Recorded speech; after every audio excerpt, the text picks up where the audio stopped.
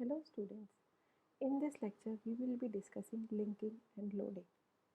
Linkers and loaders are system softwares that are used by the operating system to perform linking and loading of the user programs. Now, what is the function of a linker and a loader? First we will discuss linker.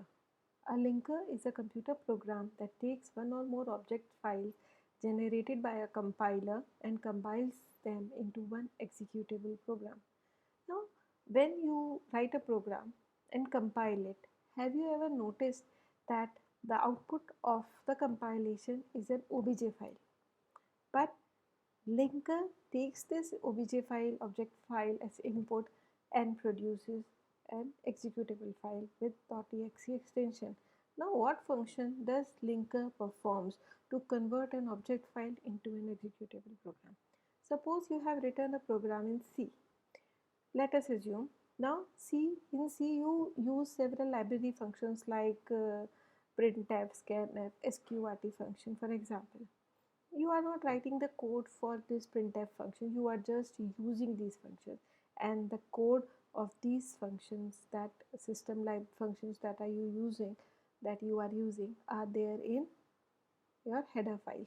So you need to include, for example, if you use sqrt function, you need to include math.h file in your program. If you are using printf scanf, you need to use stdio.h. If you are using gets, puts, then you need to use string.h. So the code of these functions, library functions, are there in these header files.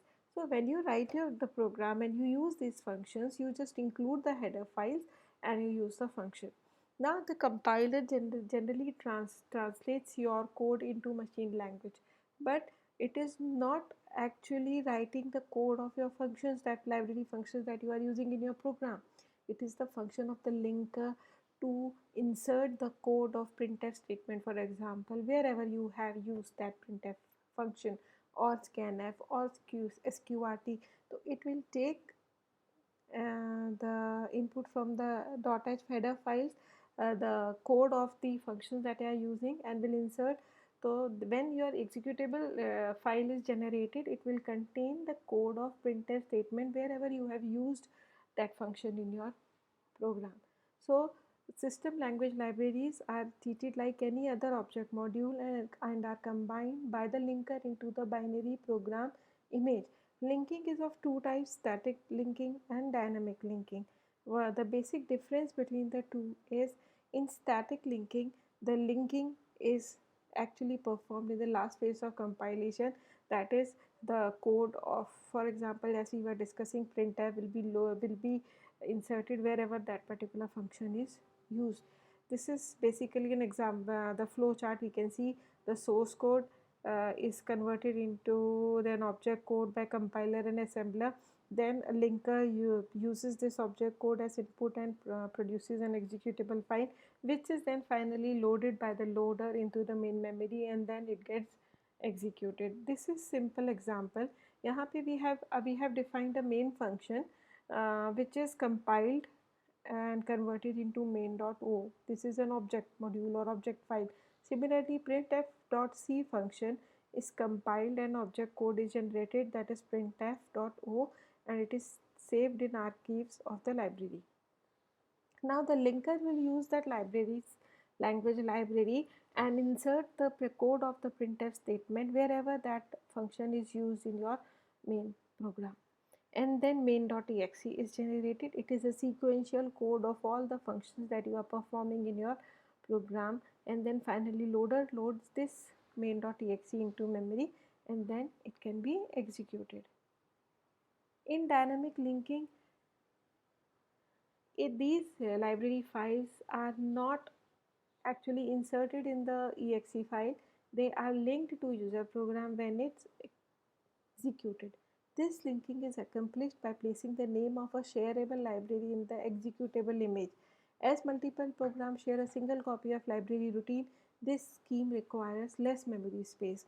Static linking requires more memory space, but because the entire code that needs to be executed for performing a particular task is there in that code, so it is faster. So static linking is faster than dynamic linking because in case of dynamic linking you need to perform the runtime linking of the library functions with the main program, whereas in static linking all the library functions are there in your exe file of your C program. So static linking runs faster. Now how this dynamic linking, we can see same example. In load time it can be performed at load time and runtime. In load time dynamic linking, you can see whenever your main file is main.c is compiled, it generates main.o.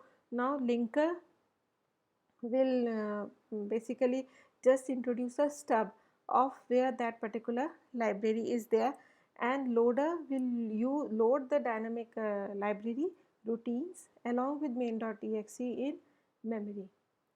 Whereas in case of runtime dynamic linking, runtime loader loads these functions separately in memory, and main.exe is also loaded into memory, and the program, whenever it refers that, for example, this main uses printf 5 times, so printf code will be there in one place in the memory, and the other references will have just an address of that memory where the printf function is stored. So it will be stored in one place in memory, and all other references will point to this address. So runtime dynamic linking saves lots of space in memory. Only the first time when it is referred, it is initially loaded into the memory, and then OS maintains a table storing the function and the address where that function is stored. The rest of the programs that are loaded into memory afterwards, if they refer to the same library routine, then they are just passed the address of that routine. This routine is not made part of their memory space. They just have a reference to the address of these functions in the memory. So this is static linking and dynamic linking. Dynamic loading, it provides better memory space utilization. The basic idea is to load a module only when it is asked for. Suppose you have a simple database management program where you have a main menu, then you have to add a record, modify a record, delete a record. Each record is a separate module. So you will always only use one option at a particular time. So while load the entire program into memory, only the main menu will be there in the memory at all times. If you press 1, then add a module जो है वो it will be loaded into memory when it is asked for. If you ask for option 2, then for example updation module or modification module will be loaded into memory, or deletion module to delete a record or to edit a record.